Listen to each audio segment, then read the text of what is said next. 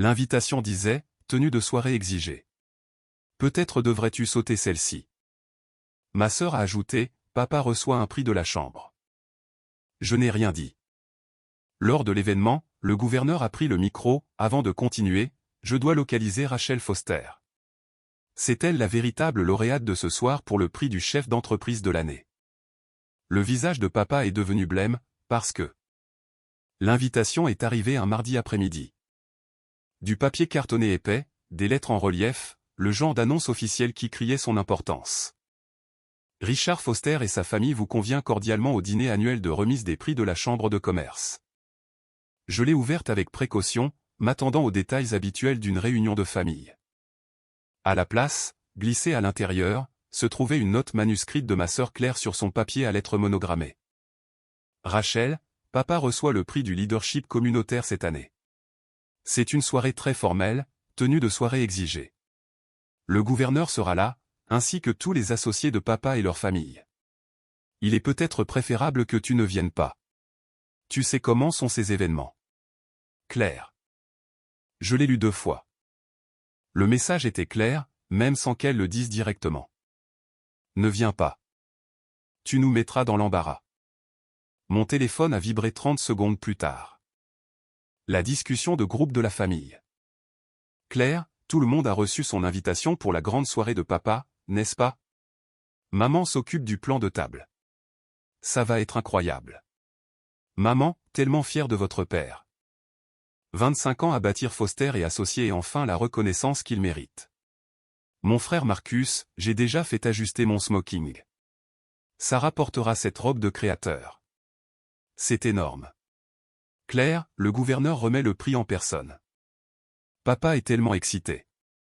J'ai attendu que quelqu'un me mentionne, demande si j'avais reçu mon invitation, reconnaisse que j'existais. Rien. Maman, Claire, tu t'es occupée de ce dont nous avons discuté?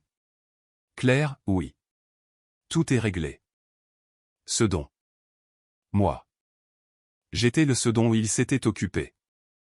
J'ai tapé et effacé 3 réponses différentes avant de me décider pour « ça a l'air d'être un super événement ». Personne n'a répondu.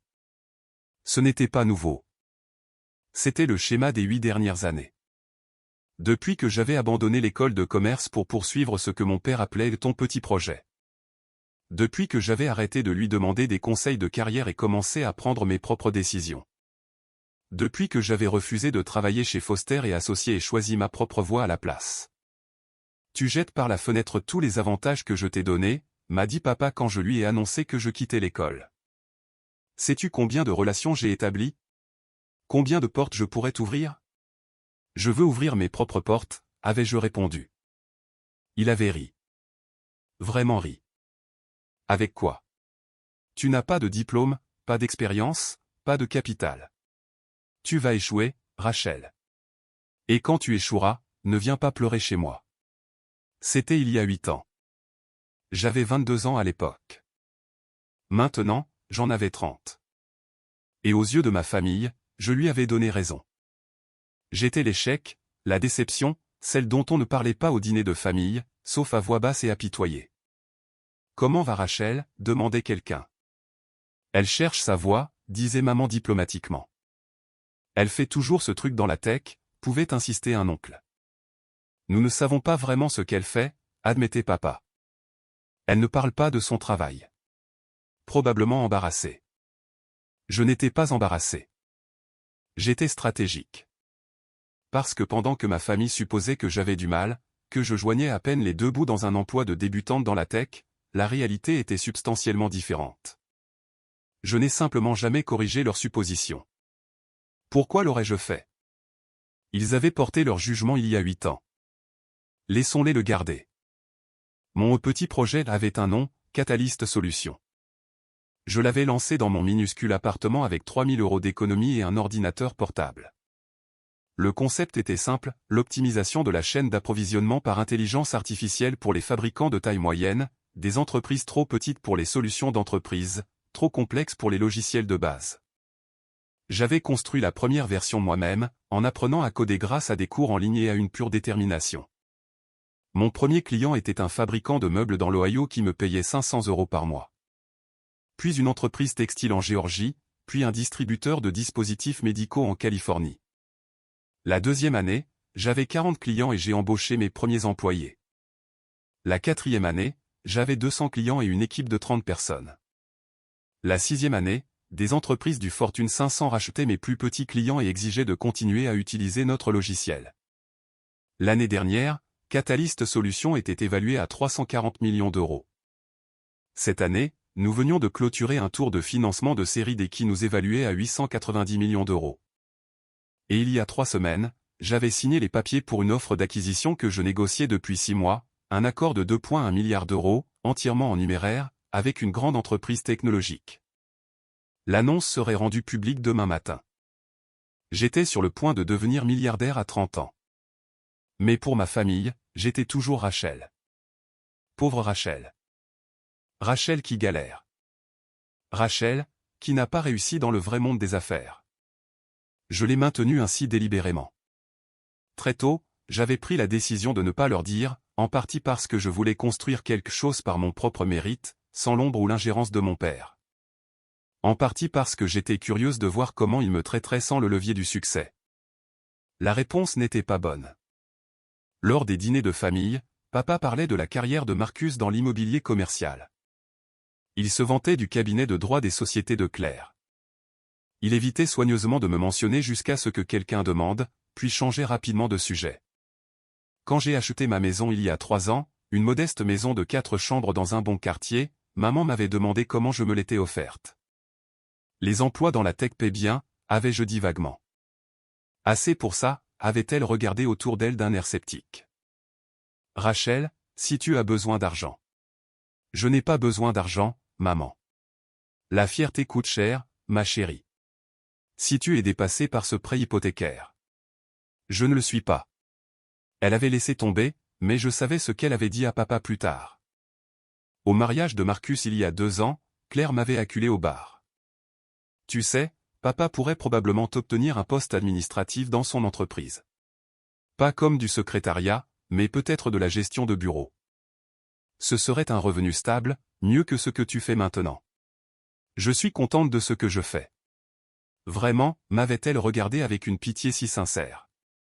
Rachel, il n'y a aucune honte à accepter de l'aide. Tu as essayé le truc de l'entrepreneuriat. Ça n'a pas marché. Ce n'est pas grave. J'avais souri et changé de sujet. Laissons-la penser ce qu'elle voulait. La vérité, c'est que j'assistais à leurs événements quand c'était nécessaire, je souriais poliment et je vivais ma vraie vie complètement séparément. Mon équipe savait qui j'étais. L'industrie de la technologie savait qui j'étais. Les investisseurs, les concurrents, les clients, ils le savaient tous. Ma famille n'en avait aucune idée. Et c'était exactement comme ça que je le voulais.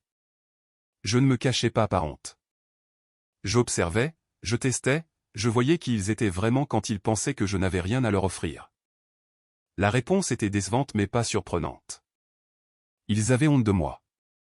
La fille qui ne correspondait pas à leur image du succès. La sœur qui ne pouvait pas suivre. Celle qu'ils auraient aimé pouvoir oublier lors des événements importants.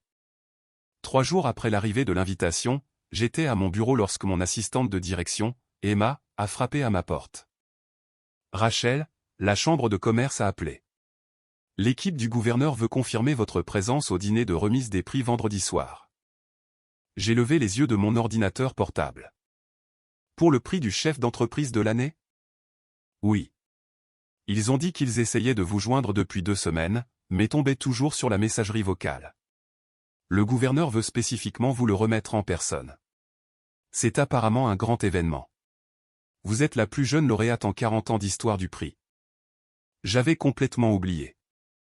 La nomination était passée par le président de mon conseil d'administration il y a 6 semaines. J'avais accepté de l'accepter si j'étais sélectionné, mais avec la finalisation de l'acquisition et une douzaine d'autres priorités, cela m'était sorti de l'esprit. À quelle heure?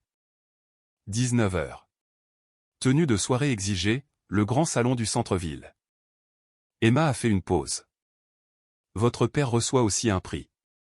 Leadership communautaire. J'ai vu l'invitation. Est-ce que... Je veux dire, votre famille sait que vous recevez le prix du chef d'entreprise. Non. Emma connaissait ma situation familiale. Elle travaillait avec moi depuis 4 ans et avait été témoin d'assez d'appels téléphoniques gênants pour comprendre la dynamique. Ça va être intéressant, dit-elle prudemment. C'est un mot pour le décrire. Voulez-vous que je leur dise que vous y serez?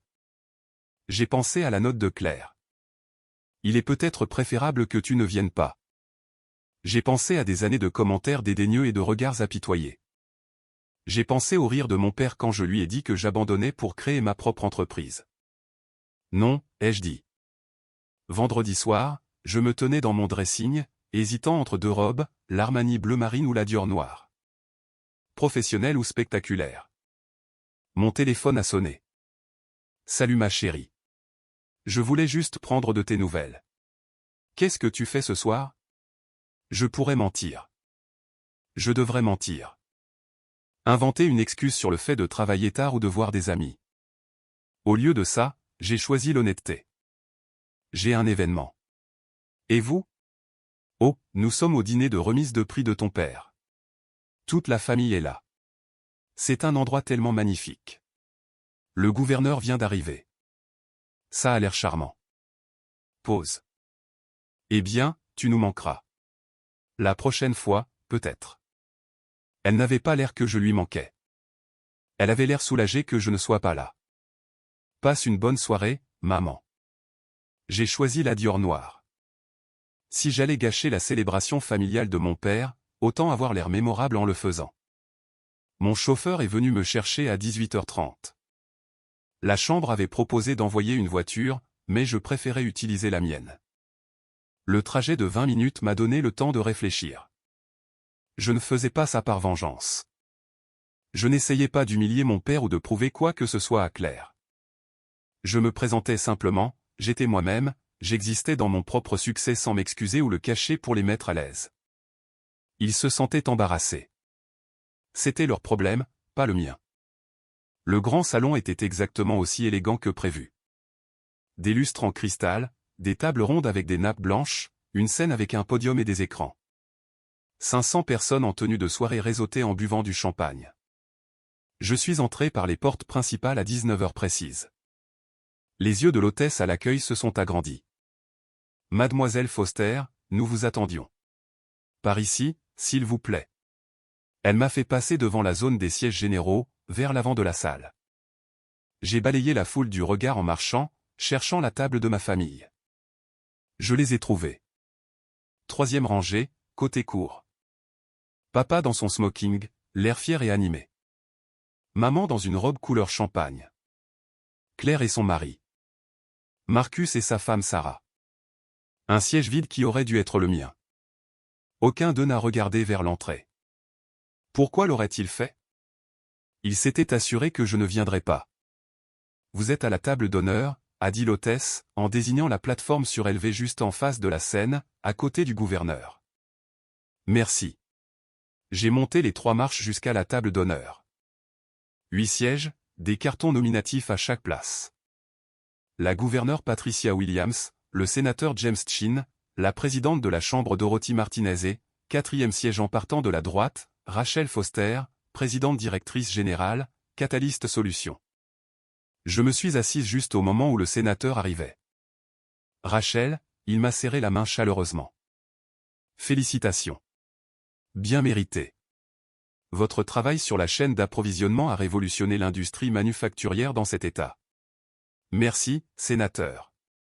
La gouverneure est arrivée quelques instants plus tard, son service de sécurité se positionnant discrètement dans la salle.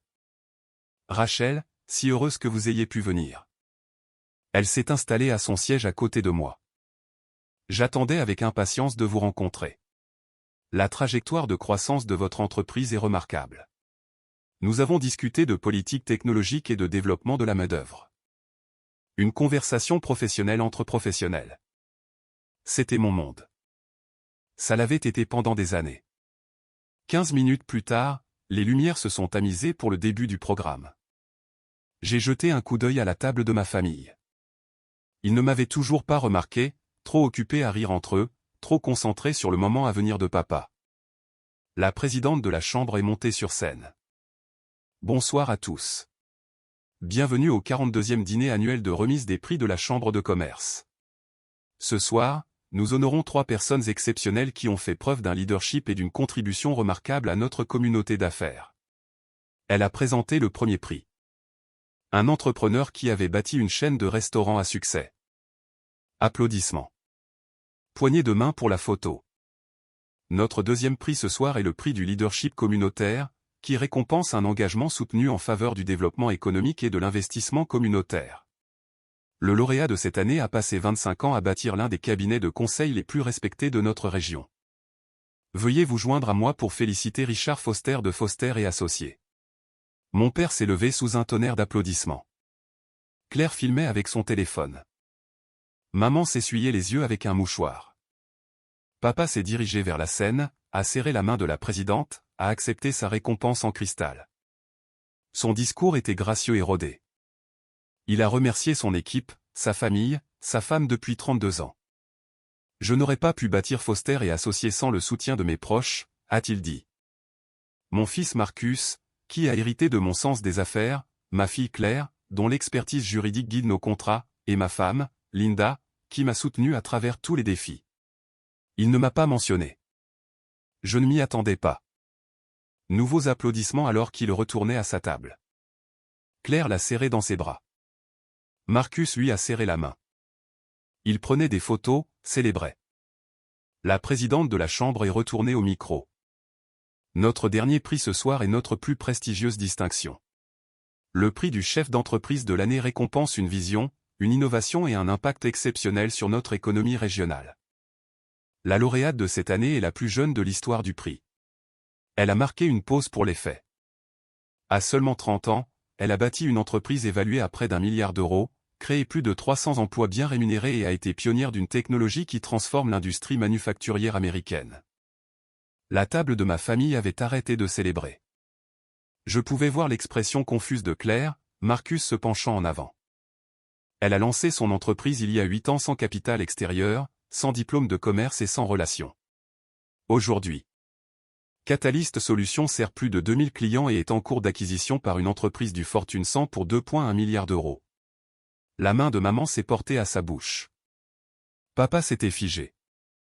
Sa récompense toujours entre ses mains. Mesdames et messieurs, c'est un véritable honneur pour moi de présenter la gouverneure Patricia Williams, qui remettra le prix du chef d'entreprise de l'année à Rachel Foster, présidente directrice générale de Catalyst Solutions. La salle a éclaté en applaudissements. Je me suis levé et le projecteur m'a trouvé à la table d'honneur. J'ai marché vers la scène, très consciente de chaque regard dans la salle qui suivait maintenant mon mouvement. La gouverneure m'a rejointe là, souriant sincèrement. Rachel Foster, a-t-elle dit dans le microphone. J'ai suivi la trajectoire de votre entreprise avec grand intérêt. Ce que vous avez construit illustre tout ce que nous espérons encourager dans l'environnement des affaires de notre État, l'innovation, la création d'emplois, le progrès technologique. Au nom de la Chambre de commerce et des habitants de cet État, félicitations. Elle m'a remis la récompense. Elle était plus lourde que celle de papa, ai-je remarqué. Une sculpture en cristal avec mon nom déjà gravé. Les applaudissements continuaient. J'ai regardé le public et j'ai trouvé la table de ma famille. Le visage de papa était complètement blême. Maman avait l'air de pouvoir s'évanouir. La bouche de Claire était littéralement grande ouverte. Marcus avait laissé tomber sa serviette et avait oublié de la ramasser. Je me suis approché du microphone. Merci, gouverneur Williams. Madame la présidente, chers invités. C'est vraiment inattendu. Un mensonge poli. Il y a 8 ans, j'ai lancé une entreprise parce que je croyais pouvoir résoudre un problème qui coûtait des milliards en inefficacité aux fabricants américains. Je n'avais pas de financement, pas de qualification impressionnante, et franchement aucune idée si ça allait marcher. J'ai vu papa bouger mal à l'aise sur son siège. Ce que j'avais, c'était la conviction, une volonté de travailler plus dur que n'importe qui d'autre, et le bénéfice de personnes qui ne croyaient pas que je pouvais réussir. J'ai souri. Parfois, la meilleure motivation est que quelqu'un vous dise que vous allez échouer. Claire a chuchoté quelque chose à Marcus. Il a secoué la tête, incrédule. Je tiens à remercier mon incroyable équipe de Catalyst Solutions qui a transformé une idée en réalité. Je tiens à remercier nos clients qui nous ont fait confiance alors que nous débutions à peine. Et je tiens à remercier les personnes qui m'ont appris que le succès ne dépend pas des diplômes ou des relations. Il s'agit de créer une valeur authentique. J'ai soulevé légèrement ma récompense. Les applaudissements étaient assourdissants alors que je retournais à mon siège. Le reste du dîner était surréaliste. La gouverneure voulait discuter de mon acquisition et de ses implications pour l'emploi dans l'État.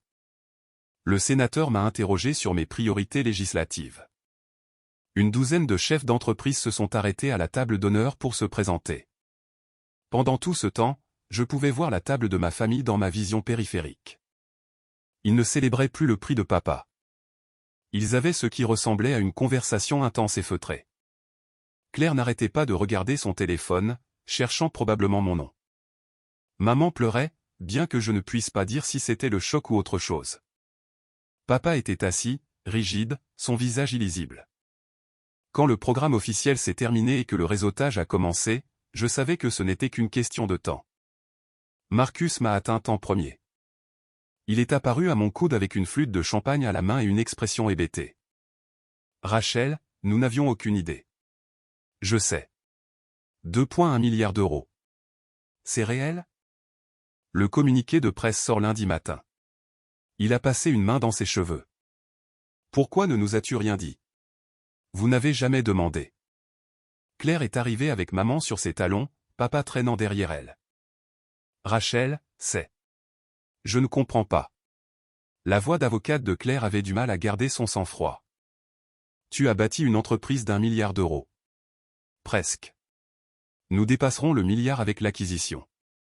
Mais tu as abandonné l'école de commerce, a dit maman faiblement. Tu n'avais pas d'argent. J'avais 3 000 euros et un ordinateur portable. C'est tout ce dont j'avais besoin. Papa a finalement parlé. Quand as-tu commencé? Il y a 8 ans, le mois après avoir quitté l'école. Tu diriges une entreprise depuis 8 ans et tu ne l'as jamais mentionné. Je l'ai mentionné plusieurs fois, en fait. Vous l'appeliez mon petit projet et ce truc dans la tech. Tu m'as dit que j'échouerais et de ne pas venir pleurer chez toi quand ce serait le cas. Il a tressailli. J'essayais de te donner des conseils réalistes. Tu me rabaissais. Il y a une différence. Rachel, la voix de maman s'est brisée. Pourquoi n'étais-tu pas à notre table ce soir? Tu aurais dû être avec ta famille pour ça. J'ai regardé Claire.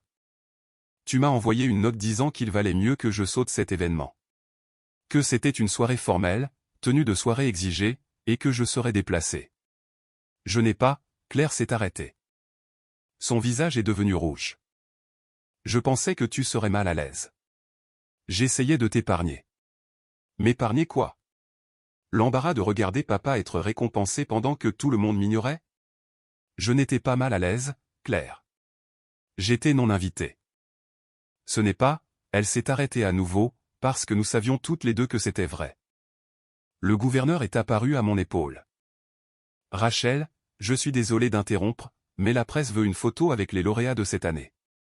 Richard, voulez-vous vous joindre à nous? Papa a hoché la tête avec raideur. Nous avons marché vers la zone photo en silence, nous tenant aux extrémités opposées tandis que la présidente de la chambre posait entre nous. 2 Foster honorés en une seule soirée, a dit le photographe joyeusement. Famille incroyable. Le flash a crépité. J'ai maintenu mon sourire. Quand les photos ont été terminées, je me suis tourné vers ma famille une dernière fois. Félicitations pour ton prix, papa. Il est bien mérité. Tu as bâti quelque chose de significatif avec Foster et associés. Rachel, j'ai des réunions tôt lundi. L'annonce de l'acquisition nécessitera un circuit de presse complet. Profitez bien du reste de votre soirée. Je me suis dirigé vers la sortie, le gouverneur m'appelant pour me dire qu'elle aimerait prendre un café avec moi la semaine prochaine. Derrière moi, j'ai entendu la voix de Claire. Elle était à la table d'honneur avec le gouverneur tout le temps. Et Marcus, nous lui avions dit de ne pas venir. Et maman, en pleurant, que avons-nous fait? L'annonce de l'acquisition lundi matin a fait la une des informations économiques nationales. Une présidente directrice générale de 30 ans vend une entreprise d'intelligence artificielle pour 2,1 milliard d'euros était sur CNBC. Forbes a publié un profil. Le Wall Street Journal a demandé une interview. Mon téléphone a commencé à sonner à 6 heures du matin. Des membres de la famille dont je n'avais pas entendu parler depuis des années voulaient soudainement renouer le contact. Mon oncle qui m'avait interrogé sur mon truc dans la tech a laissé 3 messages vocaux. Des cousins m'envoyaient des textos de félicitations. J'ai ignoré la plupart d'entre eux et je me suis concentré sur le travail. L'acquisition signifiait des mois de planification de la transition, de communication avec les employés, de réassurance des clients. J'avais une entreprise à transmettre correctement. Papa a appelé mardi après-midi. J'étais en réunion du conseil d'administration, mais j'ai vu le message vocal plus tard. Rachel, c'est papa. Nous devons parler. S'il te plaît, rappelle-moi. Je ne l'ai pas fait. Il a rappelé mercredi, jeudi, vendredi. Le samedi, il s'est présenté à mon bureau. Emma a appelé. Votre père est là. Il n'a pas de rendez-vous. Je descends dans 5 minutes. Je l'ai trouvé dans notre hall, l'air mal à l'aise en vêtements décontractés au milieu des meubles modernes et des briques apparentes. C'était mon monde. Il ne l'avait jamais vu auparavant. Rachel. Papa. Pouvons-nous parler quelque part en privé? Je l'ai conduit dans une salle de conférence. Des murs en verre, un tableau blanc rempli de notes sur la feuille de route du produit, les valeurs de l'entreprise imprimées sur le mur. Innovation, intégrité. Il s'est assis lourdement. Je te dois des excuses. Tu ne me dois rien. Si. J'ai passé 8 ans à supposer que tu échouais, à faire des commentaires, à te traiter comme. Il s'est arrêté. Comme quelqu'un qui devait être géré, protégé de l'embarras. Je sais maintenant que tu as bâti ça. Il a fait un geste vers le bureau. Tout ça, et je n'ai même jamais demandé. Je ne t'ai jamais pris au sérieux. J'ai juste supposé que j'échouerais. Oui, je me souviens. Ce n'est pas. Il s'est repris. Oui, c'est ce que j'ai fait. Et j'avais tort. Les mots que j'avais voulu entendre il y a 8 ans. Maintenant, il sonnait creux. Pourquoi ne nous as-tu rien dit, a-t-il demandé. Si tu avais autant de succès, pourquoi le cacher? Je ne me cachais pas. Je ne cherchais simplement plus votre validation. J'ai arrêté d'avoir besoin que vous croyiez en moi. Ça l'a frappé de plein fouet. Je pouvais le voir sur son visage. L'invitation, a-t-il dit finalement. La note de Claire. C'était mal. Tu aurais dû être là. J'étais là. À notre table, avec la famille. Pourquoi? Pour que vous puissiez m'ignorer comme vous le faites depuis 8 ans, papa? Je me suis assise à la table d'honneur avec le gouverneur. C'est là que j'appartenais, pas à une table familiale avec des gens qui avaient honte de moi. Nous n'avions pas honte. La note de Claire disait que je devais sauter l'événement parce que je ne serais pas à ma place. Maman a demandé si j'avais besoin d'argent pour mon prêt hypothécaire. Marcus a suggéré que j'étais trop embarrassé pour parler de mon travail. Tu as présenté tes enfants accomplis dans ton discours et tu m'as complètement omise, ai-je gardé une voix égale? Ce ne sont pas les actions de parents fiers.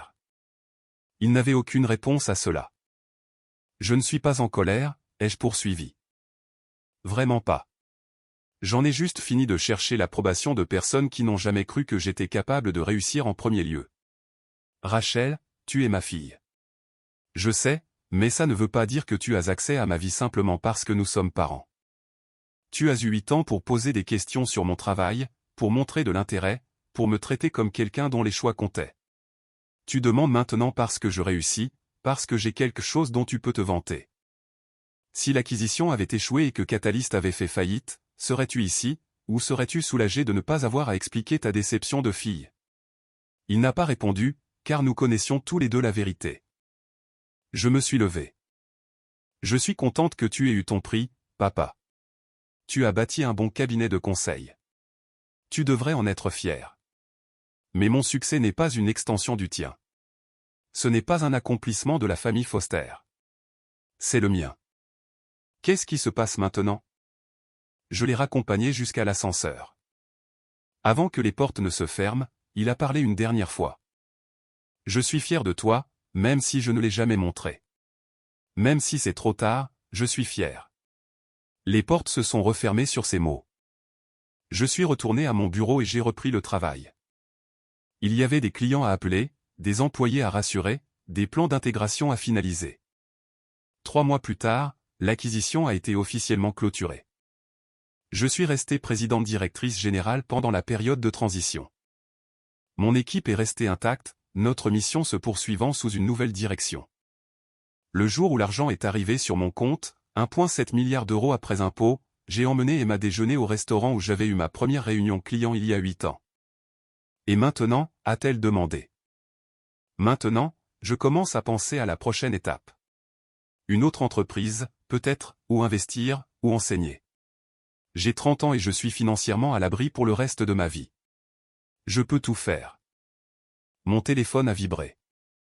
Un texto de Claire. Pouvons-nous parler? Pas des affaires, de la famille, du fait d'être sœur.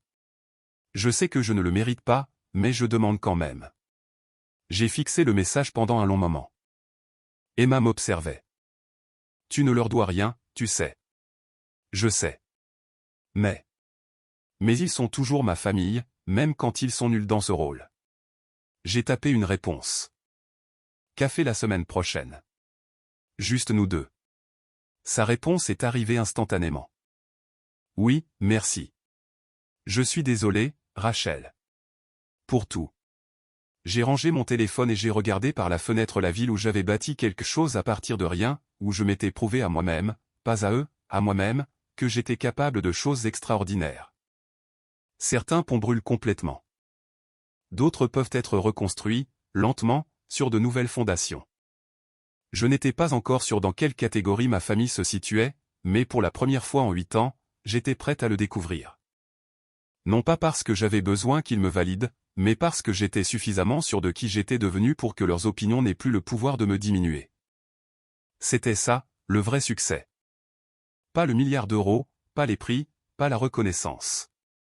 La liberté d'être exactement qui j'étais, qu'ils l'acceptent ou non.